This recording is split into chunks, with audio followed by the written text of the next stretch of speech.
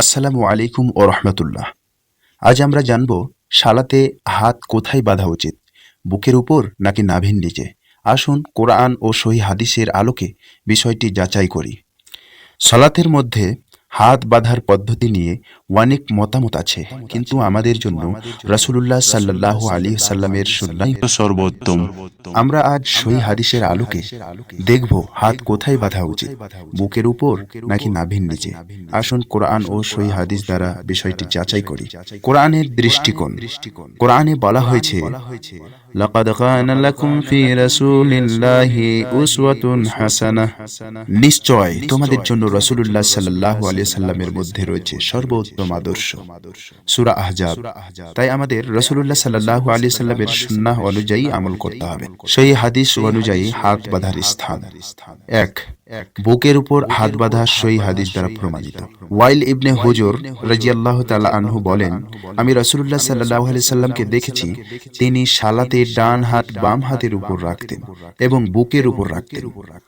সুনান ইবনু খুজাইমা, হাদিস নম্বর 479। এটি সহিহ হাদিস। সাহল ইবনে সাদ রাদিয়াল্লাহু তাআলা আনহু বলেন, মানুষকে আদেশ করা হতো যে তারা সালাতে ডান হাত বাম হাতের উপর রাখবেন। সহিহ বুখারী শরীফের হাদিস, হাদিস নম্বর 740।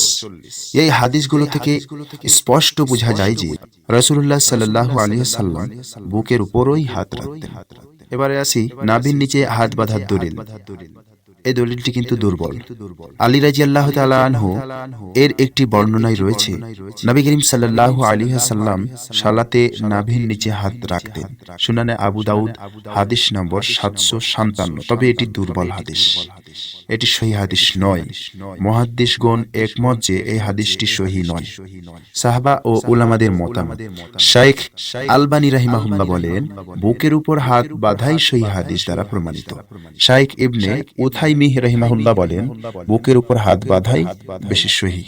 সহিহ হাদিস অনুযায়ী সালাতে বুকের উপর হাত বাঁধাই সুন্নাহ। নাভির নিচে হাত বাঁধার কোনো সহিহ দলিল নেই। আমরা রাসূলুল্লাহ সাল্লাল্লাহু আলাইহি সাল্লামের সুন্নাহ অনুসরণ করব এবং সহিহ হাদিস অনুযায়ী আমল করব। এই ভিডিওতে আমরা সহিহ হাদিস অনুযায়ী প্রমাণ দেখলাম যে বুকের উপর হাত বাঁধাই সহিহ সুন্নাহ।